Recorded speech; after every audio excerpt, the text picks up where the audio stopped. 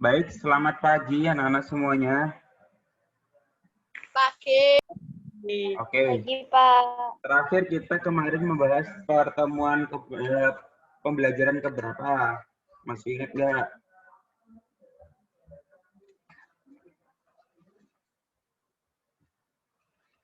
Masih ingat? Pertemuan Pertemuan keberapa? Ke-6 ya? Sekarang berarti kita subtema 2, betul? pembelajaran waktu, Pak. Sudah pembelajaran 1 ya? Iya, sudah. Oh, pembelajaran 2. Pembelajaran 2 sudah apa belum? Belum. Belum. Lagi bingung. Oke. Saya mau tanya kembali, kemarin materi yang kita bahas di minggu hari apa ya itu? Siapa yang membacakan teks proklamasi?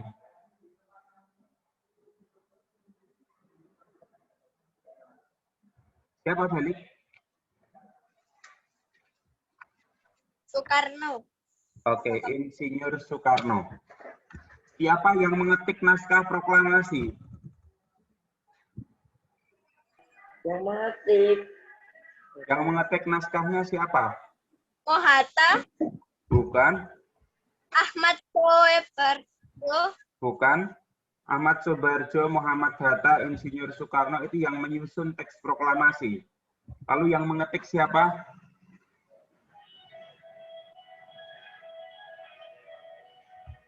Sayuti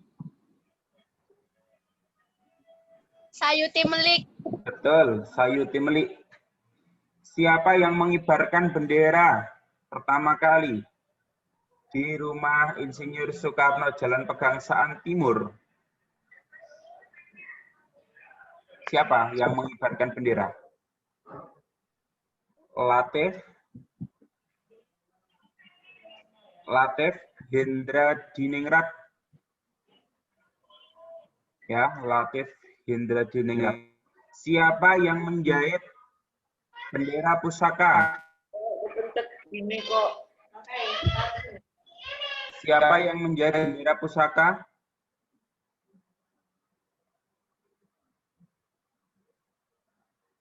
Yang menjahit bendera pusaka siapa? Fatimawati, Pak. Ibu Fatmawati. Ibu Fatmawati itu istri Soekarno. Beliau itu ibunya Megawati, ibunya Guntur Soekarno Putri, dan saudara-saudaranya yang lain itu. Jadi itu ya, itu namanya Bu Fatmawati. Oke, pada pembelajaran ketiga, kalian bisa simak halaman 50. Perjuangan meraih kemerdekaan merupakan suatu peristiwa yang telah lama terjadi.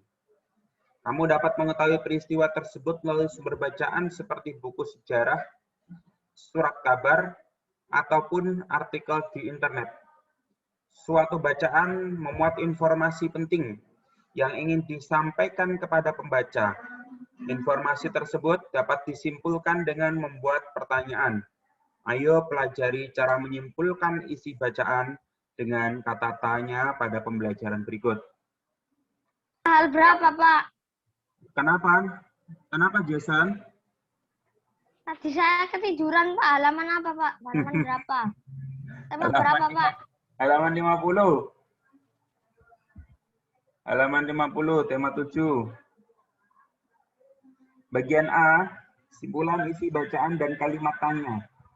Kamu sudah belajar membuat simpulan dari suatu bacaan untuk menyimpulkan bacaan. Kamu cermat dan tidak melewatkan satupun informasi penting dari bacaan yang kamu simpulkan. Untuk itu, kamu menggunakan pertanyaan untuk menarik simpulan. Kalimat tanya yang digunakan adik Simba. Adik Simba kemarin kepanjangan dari singkatan dari apa? Apa? Sering dijawab. Apa, di mana, mengapa, bagaimana, siapa, mengapa, Oke. kapan. Kapan? Apa, kapan, siapa, mengapa, dan bagaimana. Mari beraktivitas 1. Halaman 50. Minta tolong Mario dibacakan. Mengenal Dwi Tunggal Proklamator, Bung Karno dan Bung Hatta. Please, Mario, read page number 50. Soekarno dan Hatta atau akrab dipanggil Bung Karno dan Bung Hatta merupakan proklamator kemerdekaan Indonesia. Kedua sosok tersebut dikenal dengan sebutan Dwi Tunggal. Jasa mereka sangat besar untuk kemerdekaan Indonesia. Ir Soekarno merupakan salah satu yang memiliki jasa besar terhadap kemerdekaan Indonesia. Ir Soekarno itu atau yang akrab disapa Bung Karno ini lahir di Surabaya, Jawa Timur, tepatnya pada 6 Juni 1901. Beliau mulai mengenal politik setelah tinggal bersama H.O.S. Cokroaminoto di rumah H.O.S. Cokroaminoto sering diadakan diskusi politik. Hal itu membuat Ir Soekarno semakin mengenal politik. Bung Karno sangat aktif memperjuangkan kemerdekaan Indonesia sejak muda, sehingga ia menjadi salah satu tokoh yang dicontoh oleh banyak perjuangan kemerdekaan lainnya. Oleh karena itu, sangat pantas jika beliau dipilih untuk proklamasi kemerdekaan Indonesia. Dalam proses menuju proklamasi kemerdekaan Indonesia, beliau punya banyak peran, mulai dari merumuskan teks proklamasi bersama Bung Hatta dan Ahmad Suebarjo hingga proses penandatanganan serta bacaan teks proklamasi. Soekarno meninggal dunia pada 21 Juni 1970 di RS4. Ia disemayamkan di Wisma Yaso, Jakarta, dan dimakamkan di Blitar, Jawa Timur, dekat makam ibundanya, Icayu Nyoman Rai. Itu menghargai jasa dalam proklamasi kemerdekaan Indonesia. Pemerintahan menugerahi Soekarno pada pahlawan proklamasi. Selain Ir Soekarno, proklamasi kemerdekaan Indonesia tidak dapat dilepaskan dari tokoh lain, yaitu Drs. Hatta atau yang bisa disapa panggilan Bung Hatta. Bung Hatta lahir di Bukit Tinggi 12 Agustus 1902. Kakeknya dari pihak ayahnya Abdurrahman Hampar dikenal sebagai ulama pendiri surau Batu Hampar, sedikit dari surau yang bertahan pasca perang Berpari. Sementara itu ibunya berasal dari keturunan pedagang. Selain itu beliau merupakan tokoh yang diikuti memperjuangkan kemerdekaan Indonesia. Bung Hatta adalah pejuang negarawan, ekonom, dan wakil presiden Indonesia pertama. Ia bersama Soekarno memainkan peran penting untuk kemerdekaan bangsa Indonesia dari penjajahan bangsa asing sekaligus proklamasinya pada 17 Agustus 1945. Oke. Halaman 50, Pres. Jadi begini. Insinyur Soekarno itu lahirnya di Surabaya, tepatnya pada tanggal 6 Juni tahun 1901. Beliau itu mengenal politik ketika beliau tinggal di rumah Haji Umar Said Cokro Aminoto atau Hos Cokro Aminoto. Cokro Aminoto itu merupakan anak seorang pejabat pemerintahan dari Ponorogo, dulu dari Ponorogo. Di rumahnya Cokro Aminoto itu, rumahnya berada di Surabaya, tepatnya di Jalan Peneleh. Di sana ada rumah Haji Umar Said Cokro Aminoto. Di rumahnya Cokro Aminoto itu sekarang dijadikan sebagai museum. Seperti halnya rumahnya W.R. Supratman, Wage Rudolf Supratman. Wage Rudolf Supratman itu rumahnya di dekat Gelora Tambak Sari itu. Kalau rumahnya Haji Umar Said Cokro Aminoto berada di Jalan Peneleh. Yang tinggal di sana, bahkan sekarang itu kamarnya Insinyur Soekarno itu diabadikan. Masih tetap sama, tidak dipugar, masih tetap seperti yang dulu. Jadi Soekarno tinggal di situ. Nah, siapa sebenarnya host Cokro Aminoto itu? Cokro Aminoto itu sebenarnya beliau adalah pendiri dari Serikat Islam atau SI. Dulu yang mendirikan Cokro Aminoto. Dia punya beberapa orang yang tinggal di rumahnya Cokro Aminoto, tidak hanya sebagai tempat untuk tinggal, tetapi orang-orang yang ada di situ sekaligus menimba ilmu tentang politik, tentang perjuangan, dan lain sebagainya, tentang menjadi seorang pemimpin lebih tepatnya. Nah, apakah di sana itu orang-orang hebat-hebat semua? Iya, betul. Di antaranya Insinyur Soekarno, ada lagi tokoh yang banyak dikenal orang namanya Muso. Siapa Muso itu? Muso itu adalah tokoh PKI. Muso itu tokoh PKI. Nah, salah satu yang menjadi tokoh pendiri bangsa, yaitu Insinyur Soekarno itu. Belajar politik, belajar berpidato, sampai mengembangkan diri, mengembangkan leadership, ya dikembangkan di rumah Cokro Aminoto itu.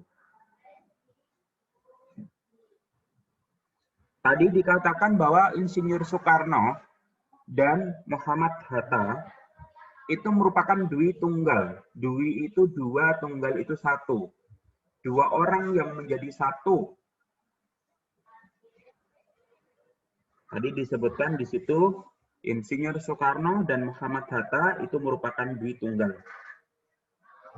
Di situ dikatakan Bung Karno sangat aktif memperjuangkan kemerdekaan Indonesia sejak muda, hingga ia menjadi salah satu tokoh yang dicontoh oleh banyak pejuang kemerdekaan.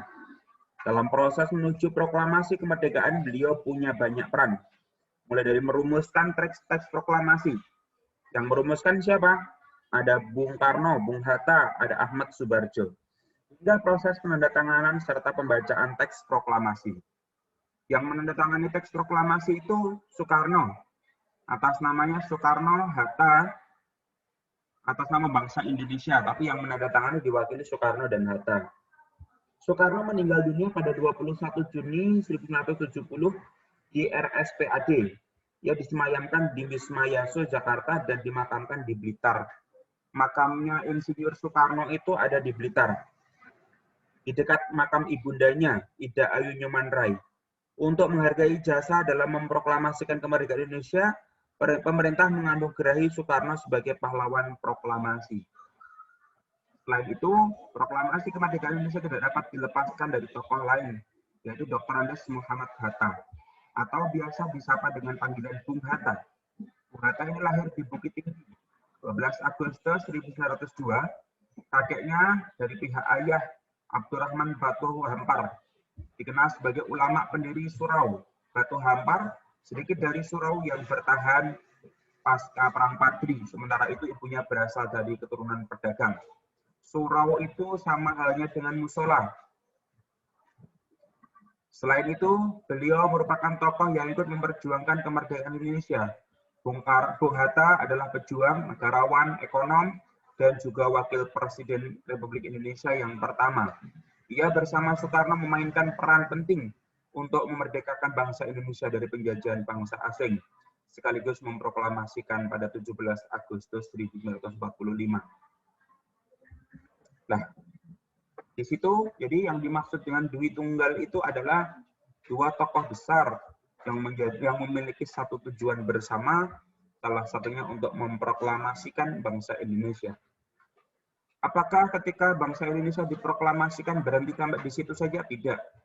Banyak yang harus dikerjakan oleh Insinyur Soekarno dan Dr. Andes Muhammad Hatta. Menyusun dasar-dasar negara, menyusun falsafah bangsa, dan lain sebagainya. Masih banyak sekali. Yang B, dukungan dari berbagai daerah terhadap proklamasi kemerdekaan Indonesia. Proklamasi kemerdekaan pada 17 Agustus 45 berdampak besar bagi bangsa Indonesia. Sejak saat itu Indonesia menjadi bangsa yang bebas dan sejajar dengan bangsa-bangsa lain. Kemerdekaan juga menyebabkan Indonesia menjadi bangsa yang berdaulat. Kedaulatan tersebut merupakan harga mati yang siap dibela oleh seluruh rakyat Indonesia. Pembelaan rakyat Indonesia terhadap kemerdekaan ditunjukkan dengan adanya dukungan dari berbagai daerah dalam berbagai bentuk. Rakyat dari berbagai daerah ingin kemerdekaan Indonesia bersifat mutlak, dan mereka tidak ingin bangsa Indonesia dikuasai kembali oleh bangsa asing. Berbagai tindakan rakyat di berbagai daerah terhadap proklamasi kemerdekaan Indonesia. Di Jogja, pada 26 September 45, para pegawai pemerintahan dan perusahaan yang dikuasai Jepang mengadakan aksi mogok, tidak mau bekerja. Mereka memaksa pihak Jepang untuk menyerahkan semua kantor kepada pihak Indonesia. Tindakan itu diperkuat oleh Komite Nasional Indonesia, daerah Yogyakarta yang mengumumkan berdirinya pemerintahan RI di Yogyakarta. Lalu di Surabaya, pada 19 September 45, pasukan Belanda mengibarkan bendera mereka di puncak Hotel Yamato, sehingga memancing kemarahan para pemuda. Hotel tersebut diserbu para pemuda. Setelah permintaan Presiden Sudirman untuk menurunkan bendera ditolak, bentrokan tak dapat dihindarkan. Beberapa orang pemuda dipimpin oleh Bung Tomo dan Dr. Mustopo berhasil memanjat atap hotel serta menurunkan bendera Belanda, merobek warna biru dan mengibarkan kembali bendera merah putih ke tempatnya semula. Jadi bendera Belanda itu kan biru, merah, putih, biru. Birunya dirobek. Lalu yang dilakukan di Bandung apa? Pada tanggal 23 Maret, terjadi peristiwa Bandung Lautan Api.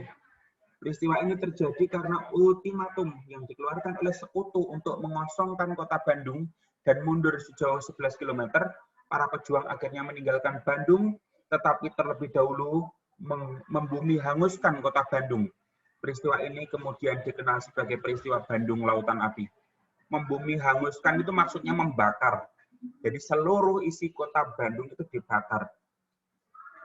Semarang, apa yang dilakukan upaya pertahanan kemerdekaan Semarang ditandai dengan terjadinya pertempuran 15-20 Oktober. Pertempuran berawal dari adanya bentrokan antara polisi Indonesia dengan tentara Jepang dan adanya kecurigaan bahwa Jepang meracuni cadangan air minum di daerah Candi. Terjadilah pertempuran selama 5 hari dan menimbulkan banyak korban jiwa. Untuk mengenang peristiwa itu dan mengenang pemberanian para pemuda, didirikan Monumen Tugu Muda di sana. Sedangkan di Bali, para pemuda Bali membentuk berbagai organisasi pemuda, seperti Angkatan Muda Indonesia dan Pemuda Republik Indonesia. Pada akhir Agustus 45, Mereka berusaha untuk menegakkan Republik Indonesia melalui perundingan, tetapi mendapat hambatan dari pasukan Jepang. Pada 13 Desember 45, 8 gerakan serentak untuk merebut kekuasaan dari tangan Jepang. Akan tetapi, gerakan tersebut mengalami kegagalan karena persenjataan Jepang masih kuat. Yang berikutnya ada pertempuran Ambarawa, terjadi pada 28 November sampai 15 Desember. Pertempuran bermula ketika tentara sekutu secara sepihak membebaskan orang-orang Belanda yang ditahan di Magelang dan Ambarawa.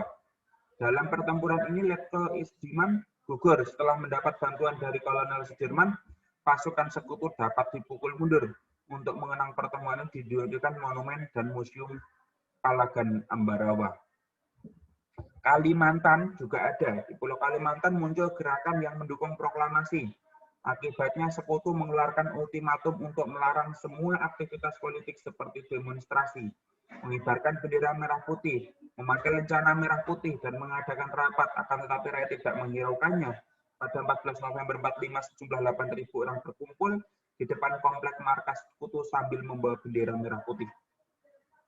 Di Palembang, 8 Oktober 45 terjadi perebutan kekuasaan di Sumatera Selatan, dipimpin oleh Dr. Akagani bersama seluruh pegawai Gunsebu melakukan upacara pengibaran bendera merah putih. Keadaan tersebut disebabkan orang-orang Jepang berusaha menghindari pertempuran ketika terjadi demonstrasi. Di Makassar juga ada pemuda Makassar, Sulawesi Selatan, menganggap kalau tidak tindakan Sam Ratulangi, gubernur, terlalu berhati-hati. Kemudian para pemuda pun mengorganisasi diri untuk merebut gedung-gedung yang dianggap penting seperti studio radio, tangsi militer, dan pos polisi.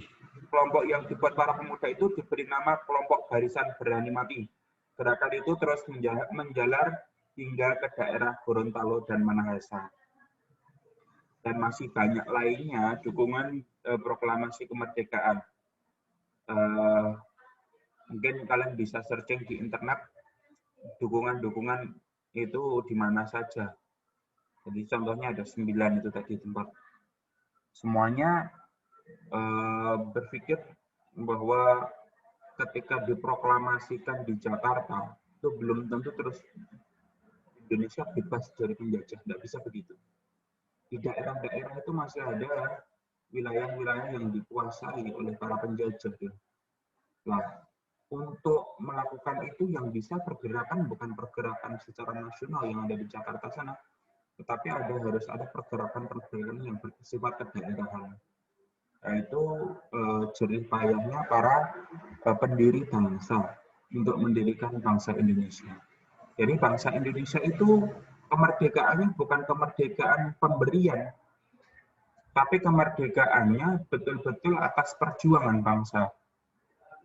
Ada juga negara-negara lain yang kemerdekaannya diberikan, artinya penjajah yang menyerahkan. Silahkan dirikan negara. Itu kemerdekaan yang seperti itu pemberian. Kalau di Indonesia diikuti dengan perjuangan. Jadi kemerdekaannya diikuti dengan perjuangan. Kita lanjutkan yang bagian B, keberagaman di Indonesia. Pada pembelajaran sebelumnya, kamu telah mempelajari materi tentang keberagaman yang ada di Indonesia, meliputi agama, suku bangsa, ras, dan budaya. Keberagaman budaya merupakan anugerah dari Tuhan Yang Maha Esa yang patut kita syukuri. Keberadaan dalam masyarakat Indonesia hendaknya disikapi dengan memperkukuh persatuan dan kesatuan sehari-hari. Ini satu indahnya perbedaan. Indonesia terdiri atas masyarakat yang memiliki keberagaman sosial, keberagaman budaya sudah ada sejak zaman dahulu. Setiap masyarakat sebaiknya tidak memandang keberagaman sosial sebagai pemicu konflik, akan tetapi dipandang sebagai kekayaan yang dimiliki bangsa Indonesia. Memperkukuh persatuan, kesatuan merupakan kunci penting. Makanya di dalam lambang negara Indonesia, Garuda Pancasila itu di bawahnya tertera Bhinneka Tunggal Ika. Berbeda-beda tetapi tetap satu juga. Lah, di situ yang diharapkan oleh para tokoh pendiri bangsa. Bangsa Indonesia itu adalah bangsa yang majemuk. bangsa yang sangat banyak ras, agama, suku, dan lain sebagainya. Misalkan kalau di Arab gitu, rasnya mungkin hanya satu, tapi kalau di Indonesia sangat banyak sekali. Bahasa di Inggris itu mungkin hanya satu bahasa Inggris. Tapi ketika di Indonesia, kita ada bahasa Jawa, ada bahasa Indonesia sendiri sebagai bahasa ibu, sebagai bahasa persatuan, ada bahasa Madura, ada bahasa Osing Betawi, ada bahasa Sunda, maaf Osing Banyuwangi, bukan Betawi, ada bahasa Betawi sendiri, ada bahasa Sunda, dan masih banyak lagi yang lain. Itu dari sisi bahasa. Dari sisi agama, sudah pasti yang berada di Indonesia, yang diketahui oleh bangsa Indonesia, yang di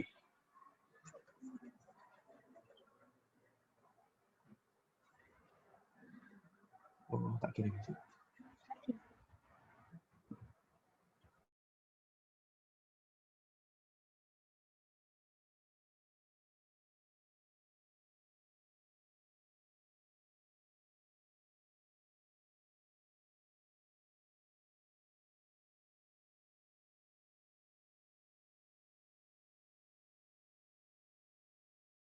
Sebentar ya, Pak Dani masih dimintain ngirim foto.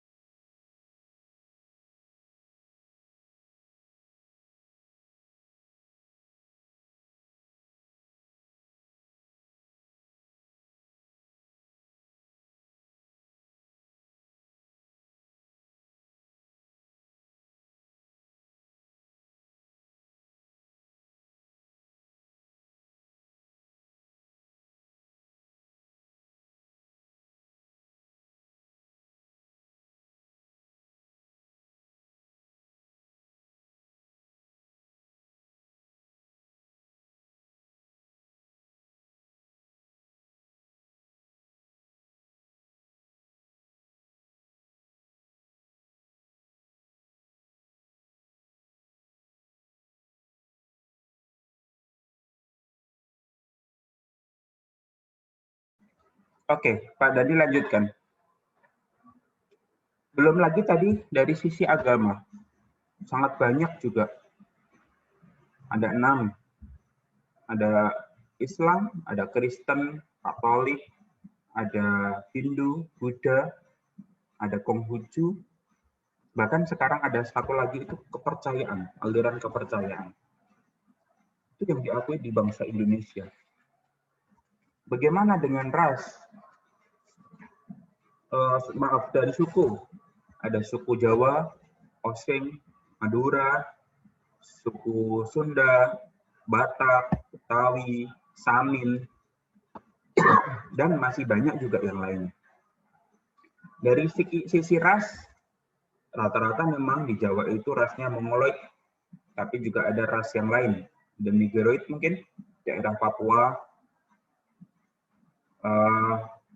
Ini yang menjadikan bangsa Indonesia itu harus memang berbineka atau berbeda-beda tetapi harus bersatu. Yang kedua, keberagaman yang bersembunyian Bhinneka Tunggal Ika. Ada keberagaman agama, keberagaman suku dan ras, keberagaman sosial dan budaya. Sosial dan budaya sangat banyak sekali. Dari sisi tari misalkan, di Aceh itu ada tari Saman, di Bali ada tari pendek, di Ponorogo ada reok Ponorogo, di Jawa Timur sini ada remo, terus ada di Tulungagung itu jaranan atau kediri itu, dan masih banyak lagi yang lainnya. Ada di daerah Sunda itu ada tari apa itu sana, Jaipong. Itu dari sisi tari, wah semuanya mungkin akan merasa hal yang Indonesia itu sangat luar biasa. Di negara-negara lain tidak sebanyak di Indonesia. Kebudayaan yang lain mungkin di Tengger itu ada adat Tengger misalkan. Terus di Bali ada upacara ngaben, pembakaran jenazah atau mayat gitu kalau meninggal, ada upacaranya. Dan masih banyak lagi yang lain. Nah, ini kalau nggak saling menghargai, nggak saling menghormati, yang ada hanya muncul egois, merasa bahwa kalau dia nggak sesuai dengan saya, maka salah. Bahwa ini yang harus dihilangkan. Sebagai warga negara Indonesia yang baik, tentunya tadi Bhinneka Tunggal Ika, berbeda-beda tetapi harus tetap satu. Gitu ya. Untuk tematik ini PR-nya silakan kalian nanti kerjakan halaman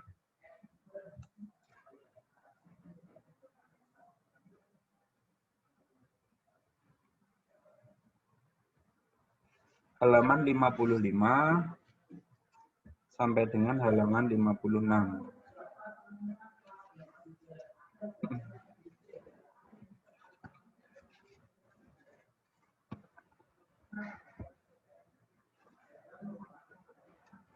Sekarang mari kita buka buku matematikanya.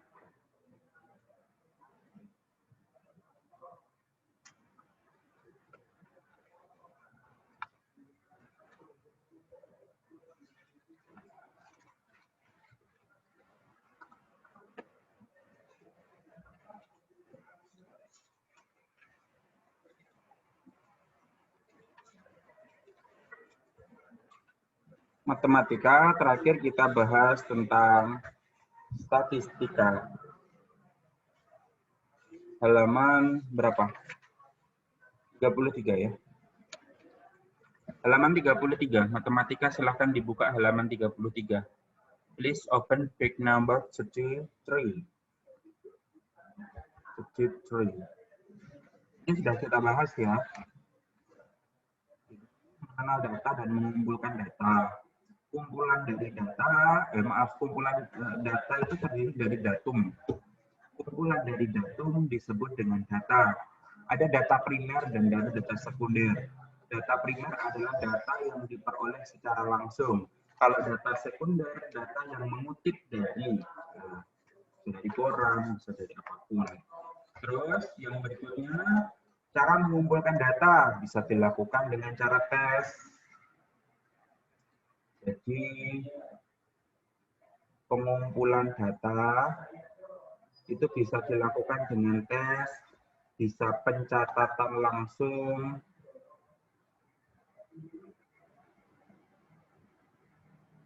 ya.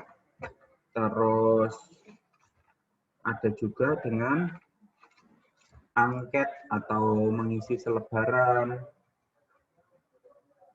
Terus ada juga wawancara.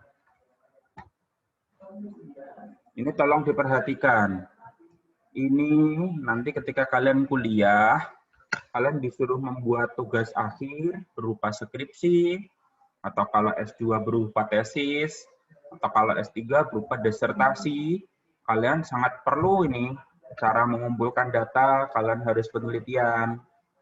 Bisa menggunakan tes, bisa menggunakan pencatatan langsung, bisa menggunakan angket, maupun kalian bisa menggunakan wawancara. Ayo kita buka halaman 38. Kita bahas uji kompetensi 1 ya. Vino ingin mengetahui tinggi badan teman-teman di kelasnya. Vino mengukur tinggi badan teman-temannya, kemudian Vino mencatat tinggi badan teman-temannya. Vino mengumpulkan data dengan cara apa? Pencatatan. Halo? Can you listen my voice? Bisa mendengarkan suara saya? Nomor 1, halaman 38, jawabannya di pencatatan langsung. NC. Nomor 2, Dina akan mengumpulkan data tentang buah kesukaan teman-temannya. Dina membagikan kertas kepada nomor 1, saya tulis jawabannya di sini. Nomor 1 yaitu C. Nomor 2, Dina membagikan kertas kepada teman-temannya. Dina meminta teman-temannya untuk menuliskan buah kesukaan mereka. Dina mengumpulkan data dengan cara pengisian lembar isian atau D. Nomor 3.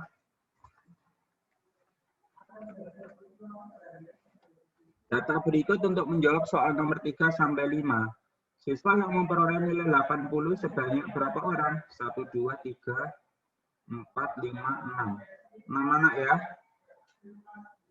D. Nomor 4. Siswa yang memperoleh nilai kurang dari 70. Berapa? 60 berarti ya. Yang nilainya 60, 50. 1, 2, 3. Ada 3 anak. Jawabannya berarti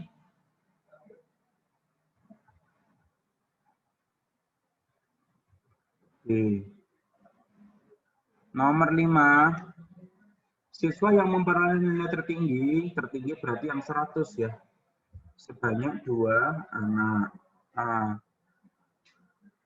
Nomor 6. Mana anak yang memiliki berat badan 35 kilo? Nama anak yang memiliki berat badan 35 kilo. Siapa saja? Denny dan Mela. Jawabannya C. Nomor 7. Anak yang memiliki berat badan 36 kilo. Sebanyak berapa anak? 3 anak. Ya. Nomor 8. Anak yang memiliki berat badan kurang dari 35. Berarti 34, 33 ya? 3. Oke. Nomor 9. Banyak siswa kelas 3 adalah 1, 2, 3, 4, 5, 6. Oh, maaf. Kelas 1 sampai kelas 6. 1, 2, 3. Kelas 3 berarti 26 anak. Jawabannya D. Nomor 10. Kelas yang memiliki banyak siswa lebih dari 25. Berarti kelas 3 dan kelas 5. Jawabannya D.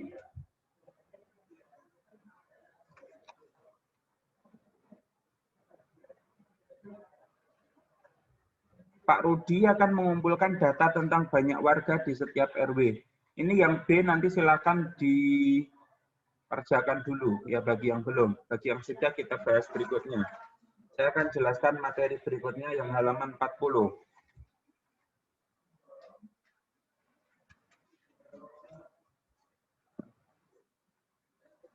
Yang B saya sudah. Ya, bagi yang belum aja, B, C dikerjakan dulu ya. Kita bahas minggu depan atau hari Kamis. Menjelaskan sajian data dan menyajikan data, halaman 40. Pada subbab ini, kamu belajar tentang belajar sajian data dalam bentuk tabel dan diagram, gambar, batang, dan garis. Menjelaskan data. Nah, misalkan di situ ada makanan yang disukai, bakso, mie ayam, nasi goreng, sate, soto.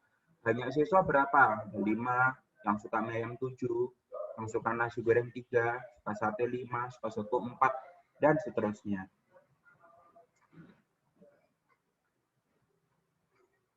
Terus juga ada menyajikan data dalam penjualan beras di toko sembako. Ada 1 karung itu mewakili 10 beras. Itu dengan cara digambar. Terus yang bawah itu penyajian data dengan diagram batang. Habis itu ada dengan tabel, terus dalam bentuk diagram gambar atau piktogram. Halaman 45, kalian bisa lihat. Halaman 45. Setiap gambar orang itu mewakili 2 orang, misalkan. Terus penyajian data dalam bentuk diagram batang. C. Habis itu penyajian data dalam bentuk diagram garis. Piktogram, diagram batang, dan diagram garis. Oke, kita akan coba bikin salah satu misal ini. Siswa kelas 5. Misalkan ukuran sepatu ini banyak siswa. Yang ukuran sepatu misalkan 34, itu ada 5 anak, 35 ada 6 anak, 36 ada 4 anak, 37 ada 5 anak. Misalkan begini. Maka data ini apakah boleh dibuat dalam bentuk data diagram garis? Oh, tidak boleh. Mengapa? Karena ini bukan merupakan data kontinu. Ini adalah data diskrit. Ini bukan data kontinu. Jadi bolehnya hanya dibuat diagram batang. Maka bagaimana cara membuat diagram batang? Di sini kita tulis ukuran sepatu 34, ukuran sepatu 35, ukuran sepatu 36. Ukuran sepatu 37. Lalu siswanya, kita bisa tuliskan 1, 2, 3, 4, 5, 6, 7. Cukup sampai di situ aja. Yang 34 berapa orang? Oh, ternyata yang 34 ada 5 orang. Maka batangnya dibuat sampai ke 5 orang.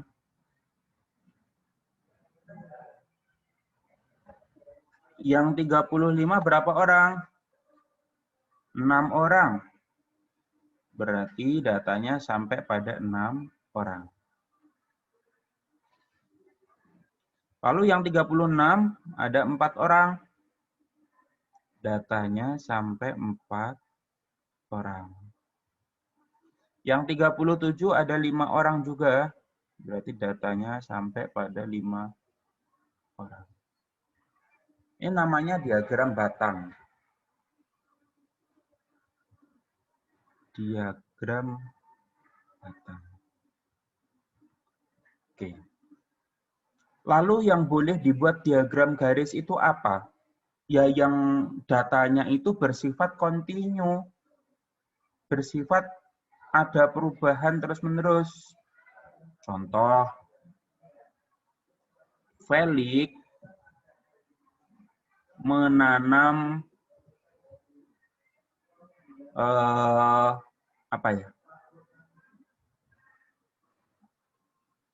menanam mangga.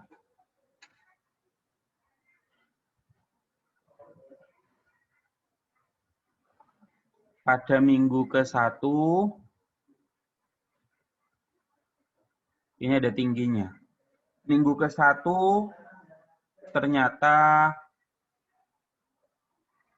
tingginya, minggu ke-1, maaf, ini minggu ke, ini kosong ya. Minggu ke-1, minggu ke-2, minggu ke-3, minggu ke-4, minggu ke-5. Minggu ke-1 tingginya ternyata 3 cm. Minggu ke-2, 10 cm. Minggu ke-3, tingginya 14 cm. Minggu minggu ke-4, tingginya ternyata 15 cm. Minggu ke-5, tingginya 20 cm. Nah, ini baru boleh dibuat diagram garis. Kenapa? Karena ada laju pertumbuhan di situ. Jadi dia bergerak, data itu bergerak. Bagaimana? Ini minggu ke-1, minggu ke-2, minggu ke-3, minggu ke-4, minggu ke-5. Ini datanya misalkan 1, 2, 3, 4, 5, 6, 7, 8, 9, 10, 11, 12, 13, 14, 15, 16, ini 17, 18, 19, 20. Hari Minggu pertama ternyata 3, berarti titiknya di sini. Saya ganti merah aja. Minggu kedua 10, berarti berada di sini.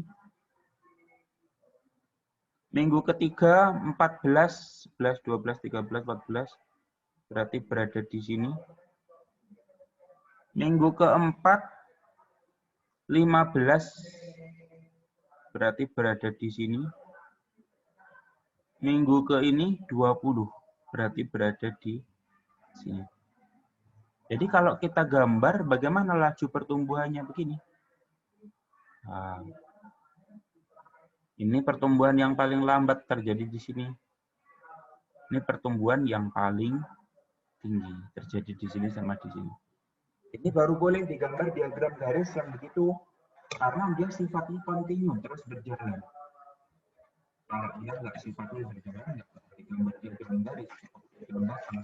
Kalau datanya berupa data diskrit.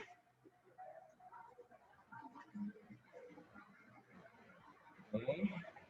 Pelatihannya matematika nanti silakan dikerjakan halaman PR halaman 48 sampai halaman 53. Silahkan dikerjakan itu. Hari ini cukup sampai di sini dulu. Kalian nanti boleh menyiapkan. Jadi, ya. 53 sudah, Pak. Oh, sudah dikerjakan? Sudah ya?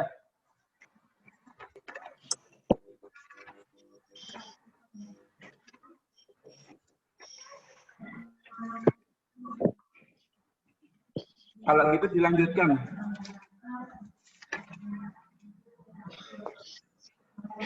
Dilanjutkan 54 sampai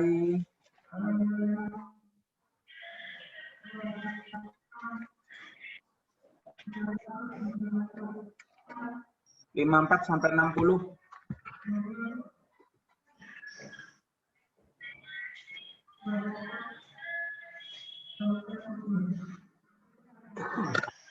Sampai 60 ya. Oke, Pak Dani boleh minta tolong dipimpin berdoa. Siapa ini?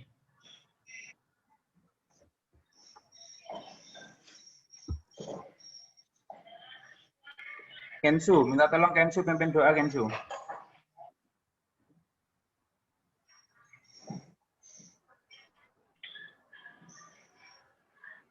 Kensu.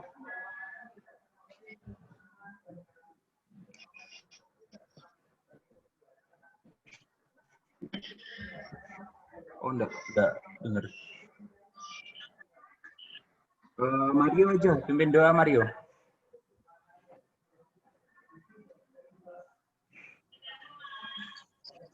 Teman-teman, mari kita berdoa. Kami sekarang sudah selesai Tuhan. Tuhan berkatilah kami yang akan mengerjakan tugas Tuhan. Tuhan berkatilah Pak Dani yang telah mengajar kami Tuhan. Tuhan kami akan belajar bimbel Tuhan. Berkatilah perjalanan kami ke rumah Anda Tuhan. Agar tidak terjadi musibah apapun Tuhan. Dalam Yesus kami berdoa. Haleluya. Amin. Oke, terima kasih. Silakan kelas 5 boleh live. Pak Dani ganti ke kelas 6. Do nanti turun, Do. Pak. Tahun. Boleh lokot. Selin boleh log out. Selin, out. Steve, lockout. Loh, kok log out? Fernando, boleh disampaikan ke teman-temannya dong untuk segera join dong. Apanya, Pak? Loh, apanya? Kamu bilang ke teman-temanmu untuk segera gabung Zoom supaya bisa segera kita mulai. Oh, siap.